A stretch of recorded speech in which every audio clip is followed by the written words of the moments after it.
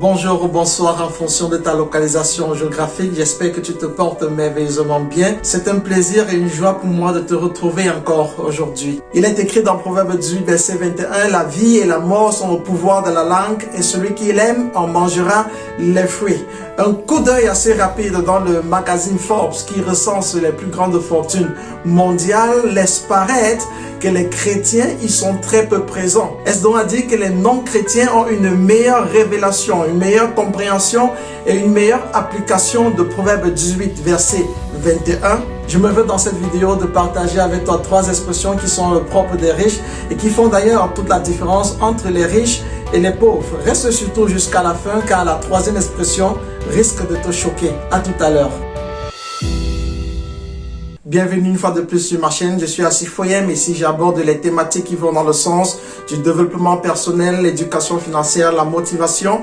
Et si ce sont des thèmes qui t'intéressent et que tu n'es pas encore abonné à cette chaîne, alors je voudrais t'inviter à t'abonner et ensuite à cliquer sur la cloche de notification pour être informé de toutes mes nouvelles publications. En parlant des expressions ou des mots que les riches utilisent au quotidien, premièrement, le riche ne dira jamais « je ne peux pas me le permettre ». Mais il se posera toujours la question suivante, comment puis-je me le permettre? Si tu lis le livre de Robert Kiyosaki, l'un des gourous de la finance à l'échelle internationale, il y explique comment est-ce que son père pauvre et son père riche se comportaient. Son père pauvre aimait bien dire, je ne peux pas me le permettre, je ne peux pas me permettre d'acheter ci ou d'acheter ça. Par contre, son père riche lui disait, comment puis-je me le permettre? L'une des caractéristiques du pauvre, c'est de se dire, je ne peux pas me le permettre. Je ne peux pas me permettre d'acheter une nouvelle voiture. Je ne peux pas me permettre d'aller en vacances. Pourquoi? Parce que j'ai un revenu qui est très faible. Et je pense que cette expression, je ne peux pas me le permettre, est la raison pour laquelle les pays d'Afrique francophone, particulièrement au niveau de l'Afrique centrale, n'arrivent pas à décoller, n'arrivent pas à transformer leurs matières premières à cause de ce système de pensée, de dire je ne peux pas me le permettre, je ne peux pas transformer mes matières premières. Alors, toi, agriculteur que tu es, j'aimerais juste t'adresser un petit message. Le riche se dit plutôt, comment puis-je, et même de façon artisanale, transformer mes matières premières? Lorsque tu dis « je ne peux pas me le permettre », alors cela bloque ta pensée, cela bloque ton système de pensée et ça t'empêche de réfléchir, ça t'empêche de chercher des solutions. Par contre, si tu te mets dans la situation d'une personne qui est riche et tu te poses la question, comment puis-je me le permettre? Alors de façon automatique, cela déclenche en toi un système qui va dans un processus de recherche de solutions. Et même pendant que tu es en train de dormir, ton cerveau est en train de travailler à rechercher des solutions par rapport aux problèmes que tu dois résoudre. Je peux me le permettre et pour cela, je dois donc chercher des solutions. Voilà comment le riche réfléchit au quotidien. Lorsque j'observe bien la société, ceci est mon avis personnel. J'ai l'impression que les riches, bien qu'ils ne lisent pas trop la Bible, bien qu'ils ne soient pas trop religieux ou qu'ils ne vont pas à l'église tous les dimanches, ont une meilleure maîtrise des principes divins contrairement aux chrétiens. Le riche, lorsqu'il se pose la question « comment puis-je me le permettre ?» est, je pense, en train d'appliquer un verset qui est Matthieu 6, verset 7, qui dit « cherchez et vous trouverez ». Donc, en se posant la question « comment puis-je me le permettre ?»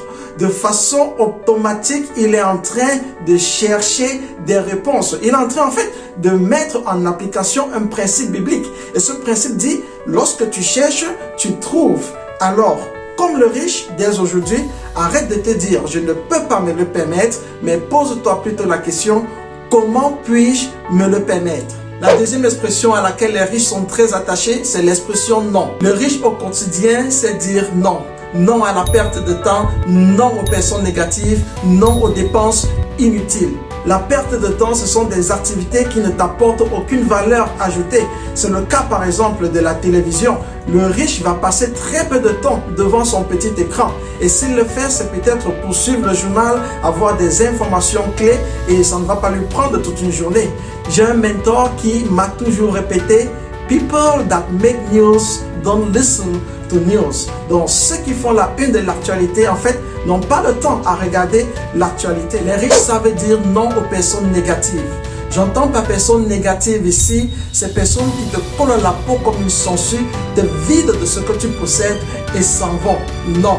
Si tu veux réussir dans la vie, si tu veux miroiter réellement la richesse, alors il faut que tu chemines avec les gens qui vont t'apporter quelque chose de plus. Il faut que tu chemines avec des gens qui vont t'apporter une valeur ajoutée. Ne dit-on pas que les mauvaises compagnies corrompent les bonnes mœurs? Les riches le savent très bien, même s'ils n'ont pas ce verset en tête. Mais ils savent que c'est un principe divin, un principe biblique et qu'ils appliquent parfaitement. À quoi bon passer mes journées, dit le riche, avec quelqu'un qui va me raconter comment Eto'o-Fils ou DJ Drogba est le meilleur footballeur du monde, pourtant j'ai mieux à faire de mon temps. Plus je marche avec le pauvre, plus la probabilité de devenir pauvre est grande, parce qu'il est plus facile d'être contaminé par la pauvreté plutôt que d'être contaminé par la richesse.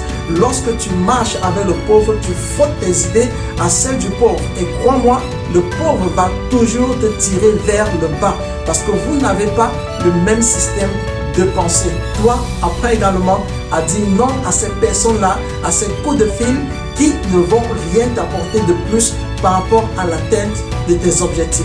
Le riche sait également dire non aux dépenses inutiles. Avant de faire certaines dépenses, le riche se pose toujours la question: est-ce un passif ou un actif?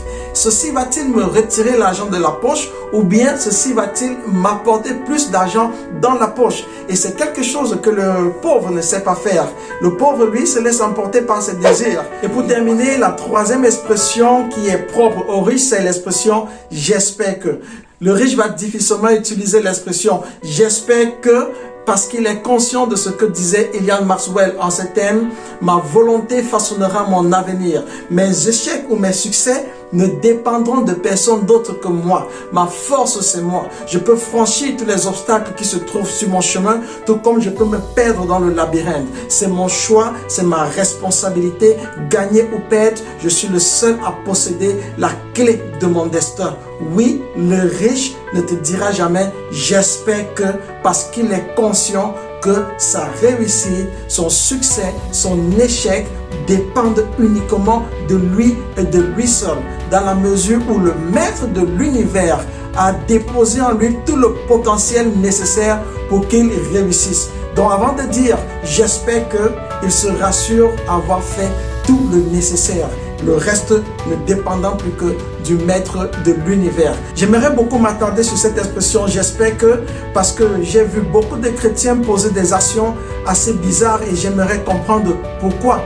Je ne saisis pas comment est-ce qu'un élève va passer plus de temps à l'église qu'à l'école et dans ses cahiers et espérer réussir à son examen.